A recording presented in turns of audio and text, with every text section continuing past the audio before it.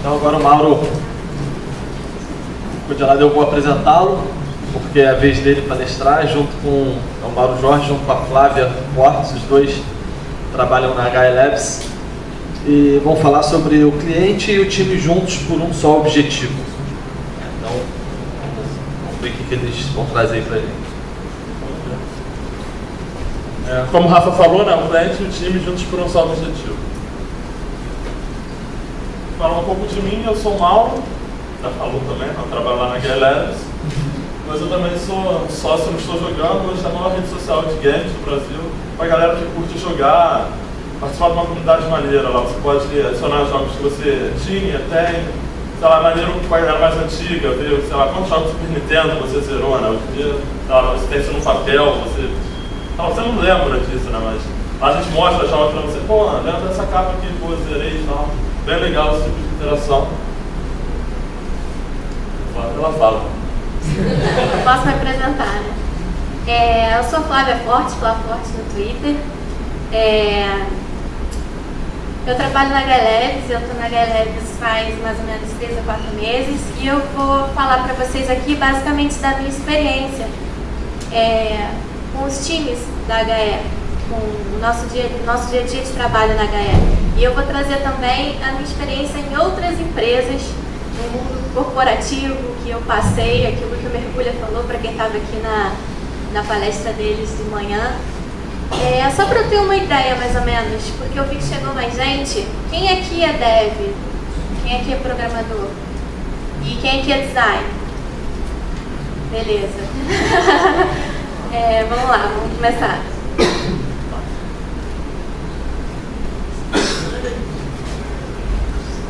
Para começar a falar sobre o time e o cliente junto, a gente vai começar a falar sobre Agile. Quem aqui já ouviu falar de Agile? Sabe o que é desenvolvimento ágil? Eu estou vendo que a maioria é dev, designers não tem muito que saibam o que é Agile. Então eu vou explicar para vocês como tudo começou. Tudo começou quando um grupo de engenheiros de software, no final da década de 90, já faz tempo, a gente está em 2013, se reuniram e começaram a pensar qual seria a melhor forma de desenvolver software. Cada um expôs o que achava mais interessante e daí eles criaram um manifesto, chama-se o Manifesto Ágil. Basicamente, é uma ruptura com todos os processos e metodologias que se utilizavam antes para desenvolver software. Antigamente o foco era no projeto, no software, no aplicativo, e aí eles mudaram esse foco para quem está desenvolvendo o software. O indivíduo, as relações entre esses indivíduos são mais importantes do que o software que está funcionando ali. O que agrega é mais importante, o que agrega para o cliente é mais importante do que as ideias e o planejamento e etc. E com isso, um maluco chamado Kent Beck, quem que já ouviu falar do Kent Beck? Todo mundo que conhece XP. Ele criou uma metodologia baseada no Manifesto Ágil que se chama XP, Extreme Programming. E a gente usa muitas práticas e a gente aplica muitos valores do XP no nosso dia a dia na HE Labs, que é o que entra no terceiro tópico, que é o que a gente vai falar. Tem alguma coisa para colocar, Mauro, na introdução? Não é isso, né? É tudo muito bonito o que a Flávia falou e tal, né? Mas antes da gente chegar naquele cenário ideal, a gente tem que entender, né? A gente trabalha com software, não adianta achar, como o Rafa falou, o mundo não é o ideal, não são tudo flores, a gente trabalha, a gente tem que entender software. A gente está aqui, não adianta chegar, vou trabalhar com Agile, vai ser tudo muito legal, o Montalvão falou disso, mas antes tem que ocorrer uma venda. A Globosat ela tem que pegar no projeto interno, tem que estar lucrativo, não adianta a galera falar que trabalha com Agile e está lá lutando de espada na cadeirinha e não entrega software. A primeira coisa que a gente tem que entender é que o software não é commodity. Você não pode chegar numa loja e me dar um software que entrega, faz o meu trabalho de banco, que faz o sistema do banco, lhe dá um comércio eletrônico. Você não pode comprar quando você compra um telefone, um computador, esse tipo de coisa. É um trabalho artesanal, que a gente costuma chamar. E em relação a isso, surgiu o conceito de escopo fechado, né? Que não sei se a maioria que já trabalha no mercado, ou talvez já trabalhou em alguma empresa assim, que você chega, o produto é vendido por algum cara que talvez você nunca viu a cara dele, ele traz para você esse projeto e fala, ó, daqui a 3 meses tem que entregar um sistema de e-commerce, que seja. E você não tem interação com o cliente. O cara chegou e falou, faz um sistema de e-commerce para mim. Mas, porra, um sistema de e-commerce pode ser coisa para cacete, pode rodar em diversos servidores. E o cara que você tem que ter o contato é esse cliente, esse cara. Mas você nunca viu a cara dele, você tem um prazo e um escopo para você fazer isso. Já complica o processo como se só, né? Que é certo, daqui a 3 meses, se for o escopo fechado, você pode ter que você esteja um e-commerce, mas com certeza não é o que estava na cabeça desse cara que ele estava esperando, né? Com certeza não vai ser isso. Mas para a gente entender por que começa esse tipo de problema, de você fez a venda e chega lá no final, não atende a expectativa do cliente, e a gente tem um terceiro probleminha aí que é o gera discussão, gera uma atrito entre cliente e fornecedor. O cliente empurrando para um lado, falando que funcionalidade tal não foi entregue, enquanto o fornecedor fala que está entregue, mas entregou mais ou menos. Né? Mas por que ele entrega mais ou menos? Não é porque ele é uma pessoa, que é equipe de desenvolvimento e tal. O que acaba acontecendo é que o time tem que entregar, porque foi vendido esses 3 meses, mas acaba correndo. E aonde acaba caindo é na qualidade sempre. E nesse modelo de escopo fechado, o cliente tem a seguinte previsão, né? A seguinte expectativa. Ele vai ter custos previsíveis. O que é isso? Ele vai pagar 30 mil por um e-commerce. Ele tem produtos previsíveis e prazo. O produto seria o e-commerce, só que o problema é o que está na cabeça dele. Né? E o prazo previsível, que seria esses 3 meses. E o fornecedor tem um faturamento previsível, que ele vai ganhar esses 30 mil no final desses 3 meses. E tem uma demanda, né? Que ele vai ter que alocar X pessoas em 3 meses para ele ganhar 30 mil. Bonito pra cacete, né? Parece que vai dar certão. Pô, não tem erro nenhum. Sei lá, eu mando um pintor pintar minha casa, ele entrega. Eu falo, pô, pago o pintor e tal, funciona, mas o que dá ok ali é que o escopo do pintor é pequeno. Né? Talvez vai pintar uma parede, é difícil errar, não sei o que eu falo, pô, pinta aí, eu vou embora. Eu não falo nem a cor pro cara. Mas é foda dele acertar, né? Por isso tem que ter esse contato com a pessoa. E a palavra-chave ali é o previsível, né? É tudo previsão que ninguém sabe o que vai acontecer. O cara, no escopo fechado, é tudo. O cara tá na expectativa dele, daqui a 3 meses eu volto, vou ter meu e-commerce e vou estar imprimindo dinheiro na internet e vendendo qualquer tranqueira. E o fornecedor vai ganhar os 30 mil dele. Quem aqui trabalha com escopo fechado? Praticamente.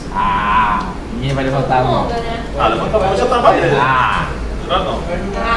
Você, Vitor, trabalha com escopo fechado. Faz sentido para quem. Obrigada. Para quem trabalha com escopo fechado, todo mundo entende o que é escopo fechado, ok? Eu já trabalhei, já estive lá também, trevas, e nunca era. O software nunca terminava da forma que o cliente colocou a princípio. No meio do caminho, ele sempre mudava de ideia sobre alguma coisa. E isso não faz sentido. Não faz sentido eu chegar hoje, é o que a gente acredita, pelo menos. E o que o Agile prega. Não faz sentido eu chegar hoje e falar, eu quero um sistema assim, que tem isso, isso e isso, relatório assim, assim, assado. Daqui a uma semana, quando já tiver algo desenvolvido, eu vou prestar atenção e eu vou ver, essa não é a melhor forma, poderia ter sido feita de uma outra forma. E aí eu vou falar para o meu programador e eu vou falar para o meu designer, olha, não é por aí, eu mudei de ideia, eu quero que seja de uma forma diferente, etc. E isso já cai por terra o modelo de escopo fechado. Mas pode voltar. Tá. Vamos lá. Mas para a gente entender o porquê que aquilo dali acaba acontecendo, a gente volta um pouquinho mais nas 4 variáveis de gerência de projeto, né?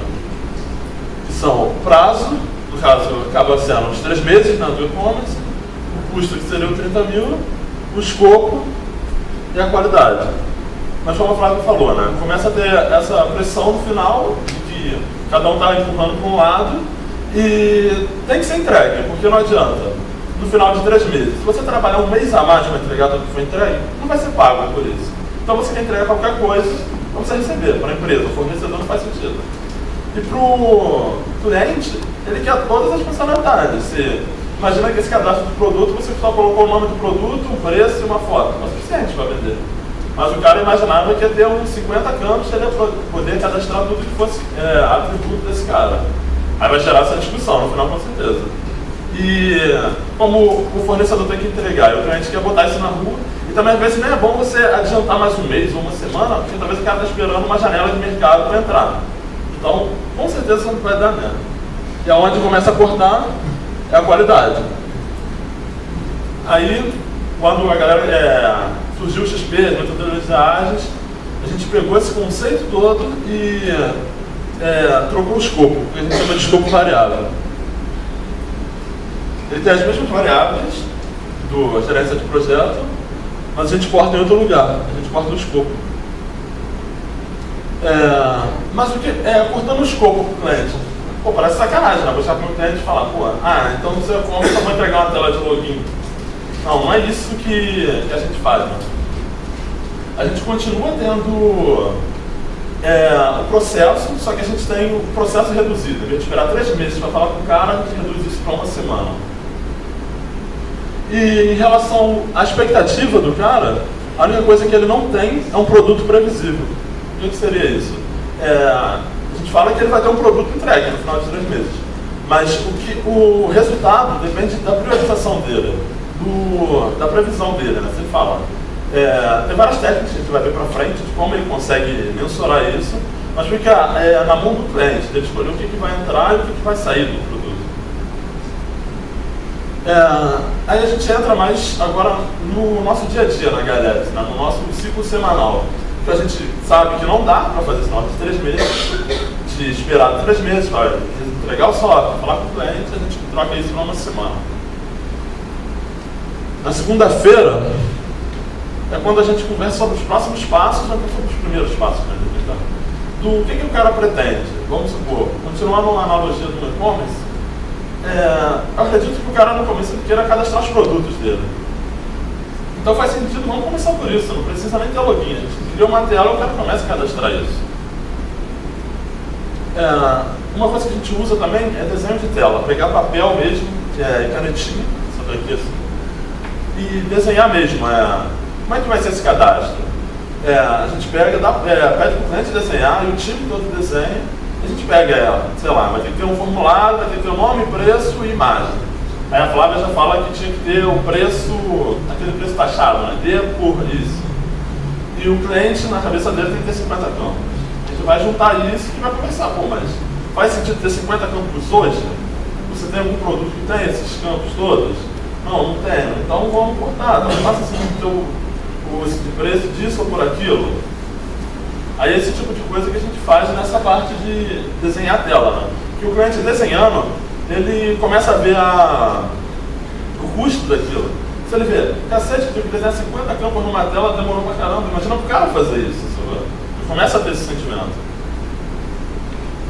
E no final do dia é quando a gente prioriza, né? Porque vamos supor que acabou que a gente jogou as tarefas de desenhar a tela de cadastro do produto e uma de listagem do produto e um login. Beleza, muita coisa talvez por 1 semana. Talvez o time de 2 pessoas não consiga fazer isso. Mas pô, o que é mais importante para essa semana, para essa primeira semana? Talvez seja o cadastro do produto e a exibição do produto. O cara consegue, pô, beleza, cadastra no pseudo-admin, no admin, isso aqui eu não tenho login ainda, e eu consigo entrar numa página de visualizar esse produto. Pô, ok, por 1 semana de trabalho, o que é legal? O cara já tem um feedback. Quando a gente entregar isso, ele já vai ver o software dele funcionando, vai esperar 3 meses. Ele já consegue alinhar a expectativa desde cedo, né? O que está sendo desenvolvido. Aqui um desenho que tem mais ou menos o nosso dia a dia de trabalho, né? Aí na segunda-feira ali seria a galera conversando, desenhando, e no terceiro passo ali, priorizando as tarefas, usando o quadro branco mesmo e post-it. Na terça e quarta-feira é quando a galera desenvolve mesmo, a galera tanto o desenvolvedor quanto o designer, e a galera usa diversas boas práticas para fazer isso, né? É quando a galera começa a pegar e desenvolver o código mesmo. E uma de boas práticas que a gente tem é essa ambiente de teste e aplicação contínua. Porque outra coisa que dá problema nesse lance, que você só botar em produção depois de 3 meses, é que você vai ter que saber se o servidor do cara funciona, qual é o banco de dados, são vários estresses. A gente tendo esse ambiente de teste, tem deploy de projeto rodando a cada 10, 15 minutos, 1 hora, dependendo. O cara termina de fazer um pedacinho, ele já sobe isso com o ambiente de teste. Pode ser que, vamos supor, eu fiz o formulário de cadastro, mas ainda não implementei o front-end, ou o meu parceiro front-end não fez ainda. Tá lá, tá quebrado o formulário. Assim, a interface dele, mas ele está funcionando. O código garante que ele está funcionando lá. E, como eu disse, a gente utiliza diversas boas práticas, né? Como 100% de cobertura de teste, usar TDD e mais coisas que a gente vai ver.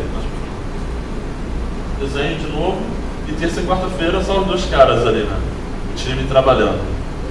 No caso ali tá só os 2 caras, mas a gente sempre tem que ter esse contato com o cliente. Se a gente quiser falar com o cliente, a gente liga pro cara, manda um e-mail, sempre é bom ter esse contato, né? A gente não tem um cara no meio que vai ser o cara. Se eu quero falar com o cliente, tem que falar com um, para ele falar com um cara e depois voltar. Não existe isso, a gente só fala direto com o cliente. O próprio time de desenvolvimento. Na quinta-feira, o time finaliza o desenvolvimento e é quando a gente vai para o próximo passo, que seria o roteiro de testes. Depois que está tudo desenvolvido, e nesse ambiente de teste, a gente passa por tirar isso no roteiro de teste. Por exemplo, preenche na tela de admin, coloca o endereço no URL, preenche o campo tal, preenche o campo de nome do produto, valor com preço e seleciona uma imagem e de salvar. Você tem que receber uma mensagem de sucesso, ok? E, sei lá, acesse agora a página tal e visualiza esse produto. Seria um exemplo do roteiro de teste que o cara veria.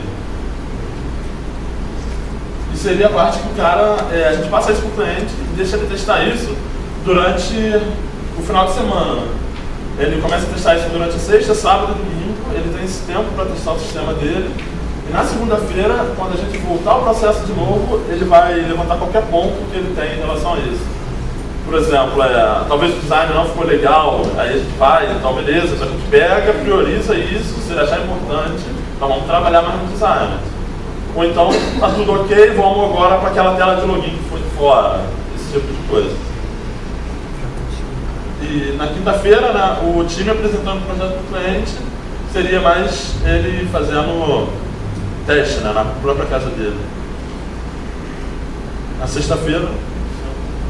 A sexta-feira, pelo menos na HE, da forma que a gente coloca o Agile lá, é muito interessante, porque na sexta-feira que a gente volta, a gente não trabalha para cliente, para fora, a gente trabalha para a gente mesmo, a gente foca nos nossos projetos internos, no open source, a gente tem algumas gems, etc, a gente dá manutenção a isso, e a cerveja e o Red Bull são liberados. Por quê? Porque a gente acredita que o melhor profissional é aquele que está motivado a fazer as coisas. Eu tenho uma história na sexta-feira ali, ó, o pessoal bebendo cerveja, outros codando, pinball, a gente tem um pinball lá na empresa. Eu vou contar uma história pessoal. Eu estava muito triste com a minha vida, eu passei por 4 empresas já, tenho cara de nova, mas já trabalhei em 4 empresas e eu passei por 3 empresas e eu estava muito insatisfeita e muito triste, porque eu estava vendo que eu estava programando, que é uma coisa que eu sou apaixonada por fazer, aliás é o meu hobby, todo programador é assim, chega em casa, vai codar, codou o dia inteiro no trabalho, chega em casa, vai codar. Eu acho que designer também faz esse tipo de coisa. E eu estava vendo que eu estava codando, estava trabalhando e eu não estava tendo uma valorização do meu trabalho. Exemplo, eu trabalhava numa empresa com escopo fechado e eu desenvolvia um sistema gigantesco para eu descobrir 3, 4 meses depois que tinha parte de sistemas que o meu cliente, os usuários nunca tinham sequer mexido. Para que eu fiz isso, entendeu? Para que eu desenvolvi, perdi meu tempo desenvolvendo? É por isso que a gente acredita em uma semana de interação.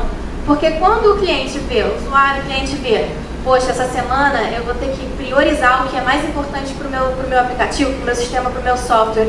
como eu vou ter que priorizar porque tem que ser feito em uma semana, uma semana vai estar entregue, ele não vai colocar 50 campos de boot. Não adianta que ele não vai. Ele vai ver que vai ser mais custoso e que não vai caber. E ele vai pela ideia do Mauro, ele vai colocar meus produtos, vou listar os meus produtos e vou visualizar os meus produtos. Ele não vai criar um formulário com 50 campos, ele vai valorizar mais o trabalho do designer e do programador, porque na segunda-feira, quando a gente desenha, eu não sei se o Mauro falou, mas assim, não somos apenas nós, os programadores e os designers que desenham, o cliente também desenha.